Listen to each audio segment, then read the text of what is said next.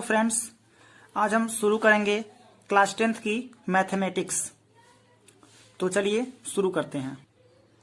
इसमें हम सबसे पहले पढ़ेंगे वास्तविक संख्याएं, जो कि है फर्स्ट यूनिट। तो स्टार्ट करते हैं।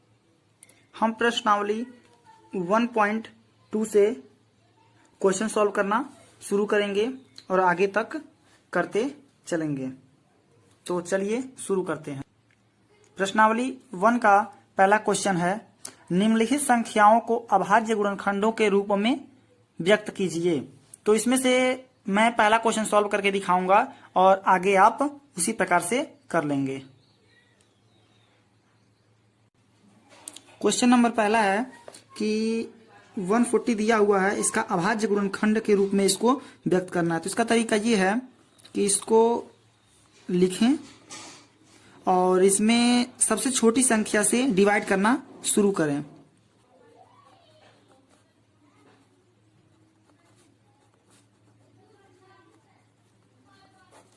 ये इसका आंसर है। तो सेकंड नंबर क्वेश्चन क्या है, पूर्णांकों के निम्नलिखित युग्मों के एचसीएफ और एलसीएम ज्ञात कीजिए तथा इसकी जांच कीजिए कि दो संख्याओं का गुणनफल एचसीएफ गुणे एलसीएम होता है। इसमें पहला क्वेश्चन हम सॉल्व करके देखते हैं। इसका सबसे पहले हम फाइंड आउट करेंगे एचसीएफ। एचसीएफ फाइंड आउट करने का तरीका यह है कि हम इन दोनों संख्याओं में देखेंगे कि कौन बड़ी संख्या है। तो ये बड़ी संख्या है, तो बड़ी संख्या में छोटी संख्या से भाग देंगे और तब तक हम भाग देते जाएंगे जब तक कि शेष 0 ना हो जाए। जब शेष हमारा 0 बचता है तो जो भाजक वैल्यू होती है वही हमारा एचसीएफ होता है। अब हम फाइंड आउट करेंगे एलसीएम। एलसीएम फाइंड आउट करने का तरीका यह है कि इन दोनों संख्याओं को लिखने के बाद सबसे छोटी से छोटी संख्या से डिवाइड करना शुरू करते हैं। सबसे छोटी संख्या इसमें 2 आएगी, तो होगा हमारा एलसीएम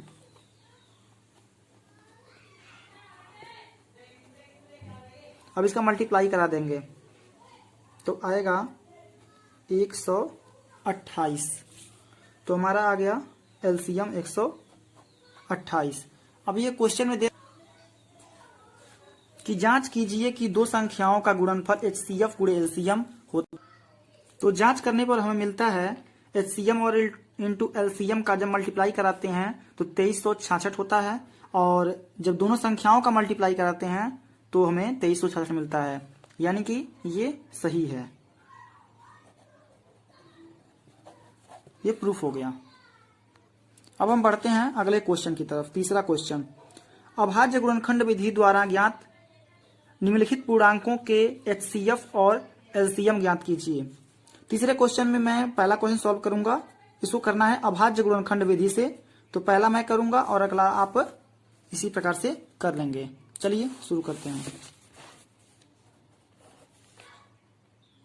इसमें 3 संख्याएं दी हुई हैं और इसका पहले हमें एचसीएफ फाइंड आउट करना है।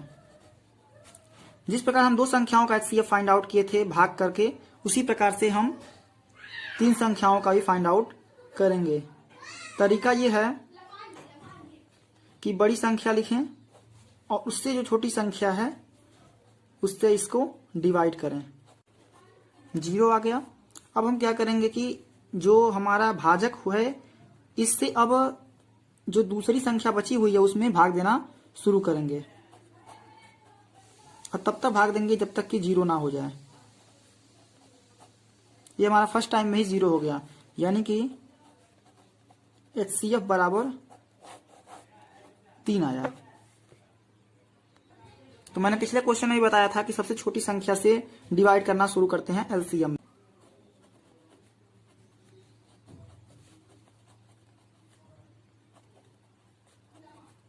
ये आएगा 420।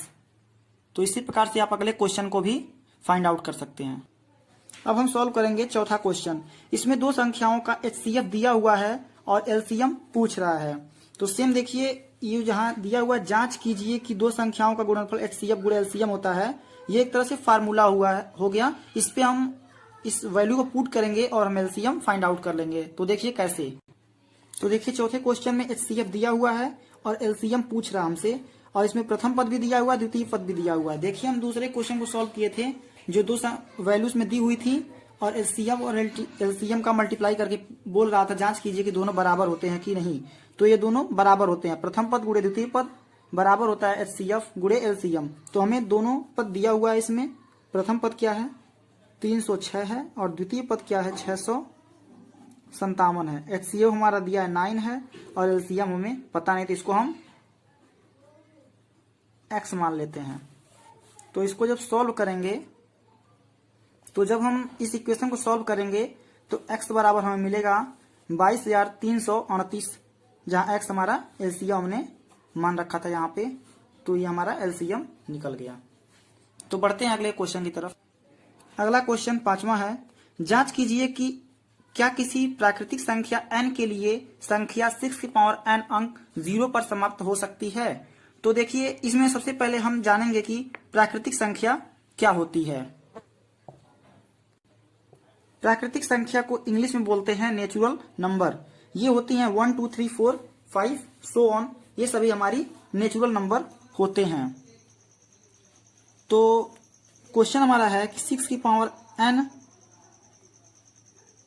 अंक 0 पर समाप्त हो सकती है कि नहीं। तो 6 की पावर हम रखेंगे 1 नेचुरल नंबर, तो आएगा 6। 6 की पावर 2 रखेंगे 36 एंड सो ऑन। ऐसे रखते जाएंगे अगर n की वैल्यू, तो हमारी जो 0 आने की प्रोबेबिलिटी या पॉसिबिलिटी है वो 0 है, यानी कि 0 नहीं आ सकता। तो हम लिख सकते हैं कि 6 पावर n किसी भी नेचुरल नंबर n के लिए अंक 0 पर समाप्त नहीं होगी। अब इसमें अगला क्वेश्चन है +5 भाज्य संख्याएं क्यों हैं। तो सबसे पहले हम ये जानेंगे कि भाज्य संख्या क्या होती है और अभाज्य संख्या क्या होती है। भाज्य संख्या वे संख्याएं जिनके 2 या 2 से अधिक गुणनखंड बन सकते हैं, वे भाज्य संख्याएं कहलाती हैं। तथा अभाज्य संख्याएं वे संख्याएं जिनके गुणनखंड केवल एक या वह संख्या स्वयं में होती है, वो अभाज्य संख्याएं कहलाती हैं।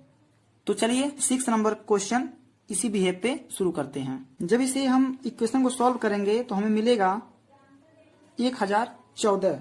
अभी इसे चेक करेंगे कि इससे कितने गुणनखंड बन सकते हैं। तो हमें गुणनखंड बनाना फर्स्ट क्वेश्चन में सिखाया गया था। तो चलिए गुणनखंड बनाना शुरू करते हैं।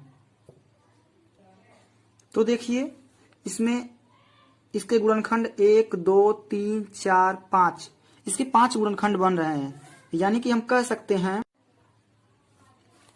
This is a prime number.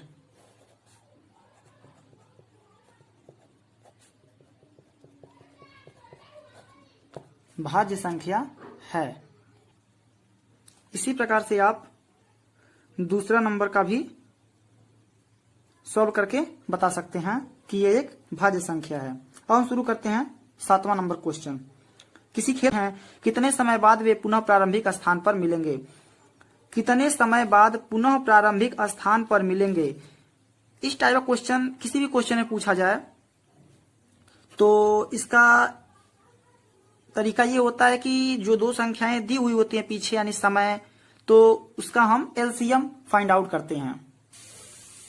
तो हम इसका एलसीएम निकालेंगे। तो एलसीएम तो बता रखा मैंने, छोटी संख्या से डिवाइड करना, इसको शुरू करते हैं। तो एलसीएम निकालेंगे तो आएगा हमारा 36। वे दोनों 36 मिनट बाद पुनः प्रारंभिक स्थान पर मिलेंगे। So thanks friends. इसमें प्रश्नावली 1.2 में हमने सभी क्वेश्चंस को कवर कर लिया, और इसमें जो क्वेश्चन छूटे हुए हैं उस क्वेश्चन की आप प्रैक्टिस करिए, और कोई दिक्कत होती है तो आप कमेंट बॉक्स में पूछ सकते हैं। Thank you.